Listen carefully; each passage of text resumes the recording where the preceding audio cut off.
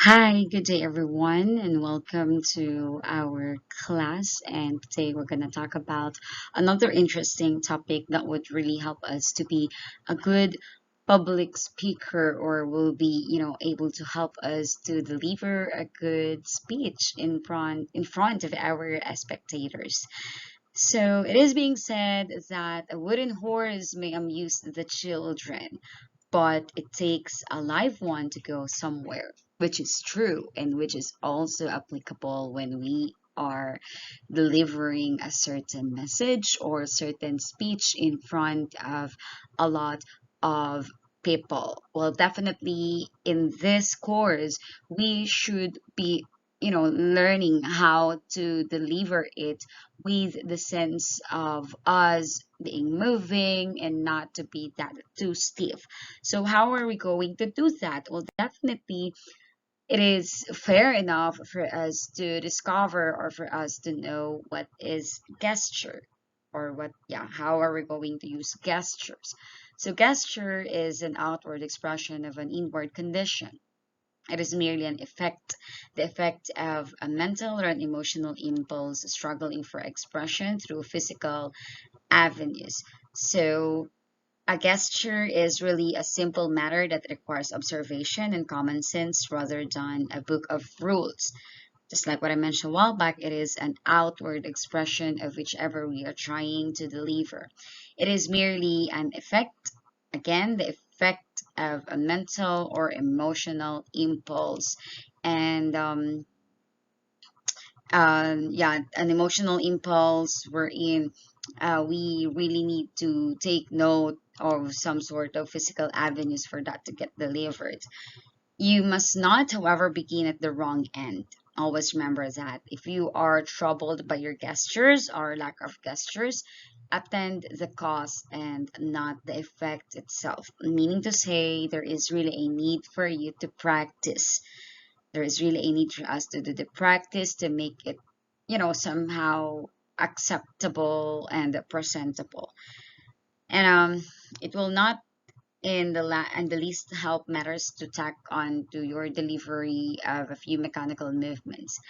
Just like, for example, the tree in front of our yard, right, is not growing to suit you. So there is really a need for us to fertilize it, water the soil, and let the tree have sunshine. Just like what I mentioned a while back, aiding the usage of gesture really requires us to somehow learn some concepts, and of course to put that in application. How are we going to put that into application? Definitely we need to practice it. So these are the things that we need to avoid, to somehow avoid, enable for us not to commit some mistakes in giving our gestures or providing gestures as we speak. So any gesture that merely calls attention to itself is bad. The purpose of a gesture is definitely to carry your thoughts and feelings into the minds and hearts of your hearers, definitely. This is done by emphasizing your message, by interpreting it, by expressing it in an action, by striking its tone in either a physically descriptive, a suggestive, or typical gesture. And let it be remembered all the time that gesture includes all physical movement, from your facial expression and tossing of the head to the expressive movements of hand and foot.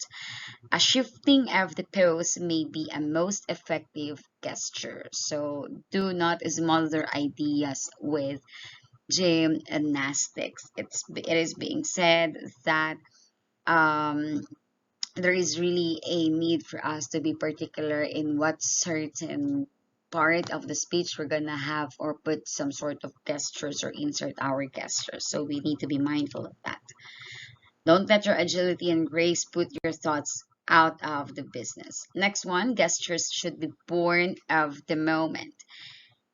Every able platform man has possessed himself a dozen of ways in which he might depict in gesture any given emotion. In fact, the means for such expression are endless, and this is precisely why it is both useless and harmful to make a chart of gestures and enforce them as the ideals of what they use to express this or that feeling. Practice descriptive, suggestive, and typical movements. Again, let me repeat, we need to practice, okay, in order until we, come as naturally as a good articulation and really focus the gestures you will use at a given moment. Leave something to that moment. And then, next one, avoid monotony in gesture. No matter how effective one gesture is, do not overwork it. Put variety in your actions. Again, monotony will destroy all beauty and power. Okay, so we need to avoid monotonous delivery or monotonous application of a certain gesture. If you're gonna point the word you to the audience, well, definitely it is fair enough to have a different you from that audience if you have already used that another you in the first part of the speech. Okay, next. Any movement that is not significant weakens your presentation, weakens your delivery. Do not forget that restlessness is not expression. A great many useless movements will only take the attention of the audience from what you are saying. So you need to get rid of those not that important gestures or movements because that will definitely weaken your statement. That will definitely, somehow just confuse the audience. Right, so a shrewd speaker will respect this law and conserve the attention of his audience by eliminating all unnecessary movements that might cause confusions. That how somehow that would somehow irritate or so we'll be having that kind of bad emotion to the ends of the audience, and of course you will be tired as well. Gesture should either be simultaneous with or precede the words, not follow them. Next one. Do not make short, jerky movements. Some speakers seem to be imitating a waiter who was failed to get a tip. Let your movements be easy and from the shoulder as a rule rather than from the elbow. But do not go to the other extreme and make too many flowing motions that savors some sort of kind of a joke movement. Put a little punch and life into your gestures. Okay, as we continue, just like what I mentioned a while back, always put certain punch in each of the lines. Yeah, there is freedom for us to move, but you know make it somehow snappy, make it somehow not that stiff, make it somehow not that boring. Okay, next. Facial expression is important as always. The movements of the facial muscles may mean a great deal more than the movements of the hand. Like, for example, the man who sits in a dejected heap with a look of despair on his face is expressing his thoughts and feelings just as effectively as the man who is waving his arms and shouting from the back of a dray wagon.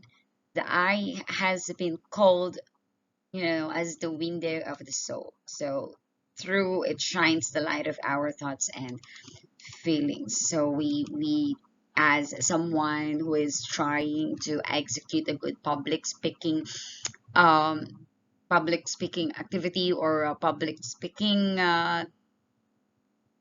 thing, definitely we need to practice our facial muscles or facial expression because that may mean a great deal more than the movements of our hands. Our face itself could serve as our visual aids as we try to speak. Our eyes, just like what we said a while back, our eyes would be the window of our soul. Our audience would be able to see how sincere we are in whichever we do, according to that expression that we are trying to manifest or to exhibit in front of them. Next, do not use too much gesture. Definitely, do not fear the man who waves his arms and shouts his anger, but the man who comes up quietly with eyes flaming and fires burning may knock you down. So you need not to force a certain gesture to be executed right away. You need to learn how to put a certain timing on it. Okay, and anything that is excessive is not that bad in speaking. Too much gesture would not really help you. So you badly need to practice and know the timing, the good timing of it. Lastly, you need to take note of your posture. So we need to take note of our strength, poise, flexibility, and grace of our body. They are the foundations of a good gestures, for they are the ones, or for they are expressions of our vitality. And without vitality, no speaker can enter the kingdom of power. Allow your gestures and postures to be spontaneous and not woodenly prepared beforehand. But do not go to the extreme of ignoring the importance of acquiring mastery of your physical movements. Yeah, definitely. As you do speak in front of a lot of people, your posture would mean a lot. There were some postures that would manifest the speaker is not that interested in whichever he or she is trying to deliver. There are some postures that would really say that, hey, that leader or that speaker is really that enthusiastic in delivering that one. So how are we going to show that? Well, definitely by simply letting them see how you stand in front of them.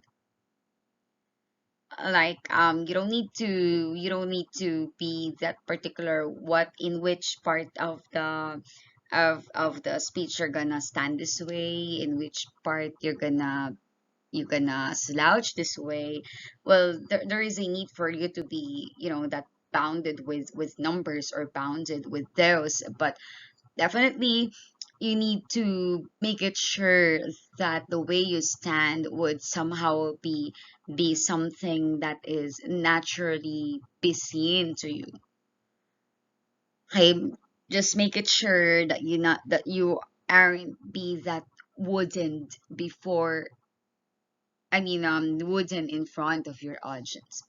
So you need to move, you need to stand correctly, you need to have that posture that would show that you are really interested and that you are really that expert in what you are doing.